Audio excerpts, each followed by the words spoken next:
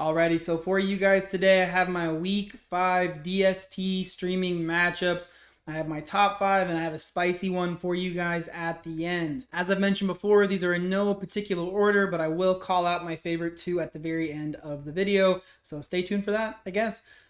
Starting off, it's going to be the Cardinals who are going up against the Tennessee Titans this week. The Cardinals so far are not letting you run the ball very effectively. We just saw in week 4, the Texans did kind of what I was hoping they were going to do, took away the run a little bit for this Titans team, and it kind of puts Cam Ward in a blender. The new offensive play caller for the Titans didn't really help out Cam Ward too much after the first drive or two. They were unable to score any points against the Texans defense, which was fantastic for streaming them in week 4. The Cardinals will probably not hold them to 0 points. I don't anticipate seeing that. So far in the season, the Cardinals have been kind of middling at getting interceptions, middling at getting sacks. They're not really elite in either category, but when it comes to the Titans and Cam Ward, they are turning the football over. He is throwing interceptions. He is allowing himself to get sacked. I believe right now he's either top 2 or top 3 in sacks allowed per game. So my hope for this week is because the Titans aren't scoring a lot of points. They can't move the ball down the field effectively. The Cardinals aren't letting you run the football very effectively. They're going to take away Tony Pollard. It should set it up where, again, Cam Ward's having to be back there, throwing the football, taking sacks, throwing the football into harmful situations. This should be a decent enough matchup for the Cardinals this week against the Titans. At this point in time, it kind of seems like the Titans are a matchup you want to stream against. The Cardinals should be good enough to shut down and be a good enough option for you in week 5. The second option is the Detroit Lions going up against Cincinnati Bengals. Jake Browning has looked really bad. I was hoping he would bounce back in week 4. We still haven't seen that. At this point in time, the Lions are out there tearing it up on defense. Not so much from not letting you score points and not so much from the yardage standpoint, but they are sacking the quarterback at a crazy high rate, and they are taking the ball away with interceptions as well. Right now, Jake Browning is putting the ball into harm's way. The Bengals are not able to score. The Bengals are not able to move the football down the field effectively. So when I started looking at this matchup, I remember like the Lions playing the Titans last year against a team who could not move the ball and who had to throw the football because the Lions were scoring a lot of points. They played the Titans last year. I want to say that they had a punt return for a touchdown, and I think it was a pick 6 for a touchdown. I can't remember if it was Will Levis playing that game or not. It really doesn't matter. It's a similar situation. This Lions defense at this point in time is going to be a problem, especially because of this matchup. I know we don't view them as like this world beater defense, but they're not going to let them score a lot of points because, again, Cincinnati's not scoring points. They're not going to let them move the football down the field effectively. The Lions are going to score a lot of points in this game against a bad Bengals defense.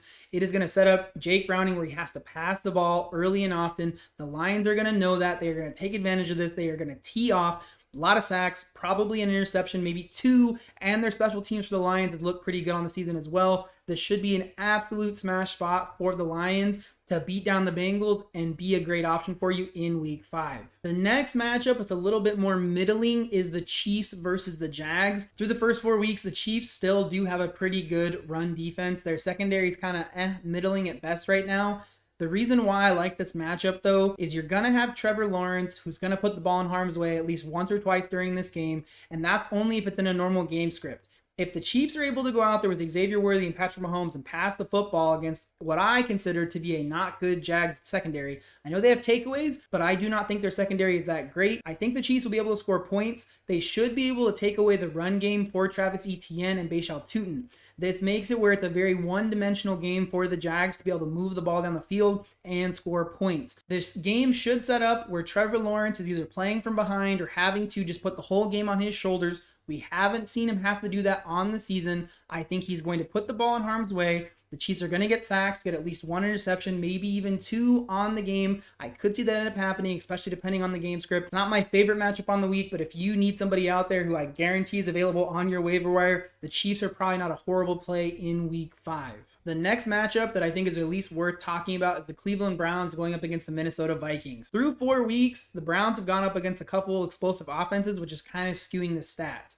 When you just look at the stats, you're like, oh, the Browns, they aren't that great at stopping teams from scoring or stopping teams from passing. They don't really let teams run the football that effectively up until week 4 against the Lions, but the Lions are elite at running the football. This game could end up being a smash spot for the Cleveland Browns defense. They're not elite at taking the ball away, but Carson Wentz is putting the ball in harm's way each of his first 2 games. There is a good chance we see Cleveland get an interception in this game. Myles Garrett, this pass rush is going to be a huge problem. At this point in time, Carson Wentz is taking a lot of sacks through his first couple of weeks. If the Browns are smart and they double cover Justin Jefferson during this game, yes, Jordan Addison might eat on you a little bit, but if they're able to stop the run, keep Justin under control, let Carson Wentz be Carson Wentz, turn the football over, take some sacks, the Browns could be a viable option. Again, not my favorite, but they could be a viable option for you to stream in week 5.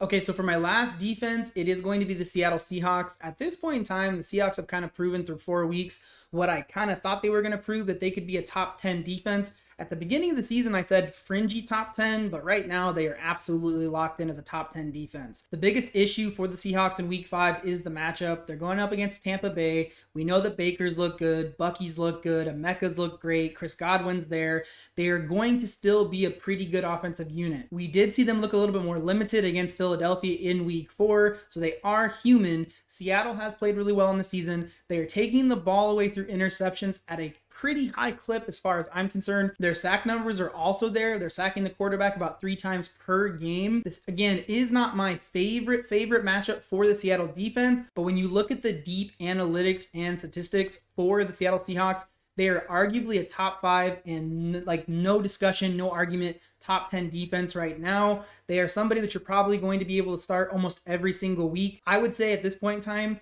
you should be able to pick up Seattle, hold on to them for the rest of the season, and pretty much use them in every single game going forward. This will be the last test game for them as far as I'm concerned. This could end up being a game where they only score 5 points, 4 points, and it's not the best performance, and I'm telling you that now. But this could also be a game like last week where it's a 13, 14 point game, nothing too crazy, but the matchups where they are favored and they are favored strongly against weaker offenses, they are going to dominate, take away the football, get sacks, keep the game low scoring, and smash for you as a streaming option going forward. Also, I do have one more spicy one, and it's kind of spicy and it's not my favorite, but again, if you're in a situation where people in your league, because I've had people tell me this, they're rostering multiple defenses. If that's the case, you might be in a hard spot to find another defense to stream. If you can't find any of these guys on your waiver wire, my suggestion would be to go spicy. Giants playing the Saints has the ability to be kind of a gross game. The Giants defense is not that great, but their front four is fantastic. Spencer Rattler has not had the amount of pressure he's going to face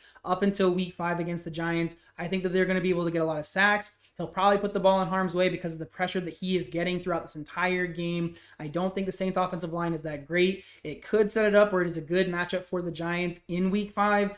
Obviously not my favorite. It's very, very spicy. Like last week I said, the Bills matchup was very, very spicy. They only scored 5 points on Sleeper for me in my league. I didn't obviously have them, but I do check to see how I'm doing on the week. I do think, again, if you can't find somebody else that I've already mentioned, the Giants will be a spicy play, force some turnovers, takeaways, sacks, fumbles, the whole 9 yards, and you just got to hope that Spencer Rattler doesn't get it going in week 5. So as I promised, I'm going to give you guys my 2 favorite matchups on the week. My second most favorite is the Cardinals going up against the Titans. I just feel like this is going to be a pretty good game for them, just like it has been for most defenses playing against the Titans. The Cardinals defense, like I said earlier, are not letting you run the football. They're going to put it in a situation where you're going to see Cam Ward have to throw the football quite a bit. They are able to get after the passer. He is taking a lot of sacks. He's going to have a turnover in this game. They're going to get another pick on their record. The game isn't going to be very high scoring. This should be a good game for the Cardinals. They are my second favorite option on the week. My favorite option for this week to stream at defense is the Lions. The Lions have, for me, the highest projected I've had on a week for any defense against any matchup so far through the first 4 weeks. The Lions are going to be able to get after the passer, take away the football through an interception. They are going to be able to dominate this game against the Cincinnati Bengals. Jake Browning is probably going to look exactly like how he looked in week 3 and week 4. I don't know how they could change that, especially going up against this decently high-powered Lions defense who's going to have the ability to drop people in coverage as well as get after the passer with confidence because they are going to be up in this entire game. Jake Browning is going to have to throw the football way too many times to try and help win this game for Cincinnati. It'll set it up where I believe the Lions will be your best play at DST to stream in week 5. Alrighty, so there are my 5 plus 1 bonus spicy DST streaming matchups for week 5. These are the matchups that I'm looking to try and exploit, get some extra points for my DST unit in this coming week. Hopefully this video helps you get just a little bit just a little bit closer to winning your fantasy football championship in 2025. I know by the time you watch this, unfortunately, the waiver wire may have already cleared. If that's the case, don't be mad at me. I'm sorry that you didn't watch this video before. The other video has already been posted all day. I'll have my week 5 waiver wire video around here somewhere for you guys to watch. If you are looking, a lot of these people that I have in this video specifically are for deeper leagues and deeper league stashes, because I know as we get farther and farther into the season, it is harder and harder to find quality talent out there on the waiver wire. So if you feel so inclined and you're looking to see if maybe one of those guys is still available in your league, go check out that video down here below somewhere. Hopefully I'll see you guys again. No, hopefully you guys will see me again real soon. And until then, y'all have a blessed day. Bye.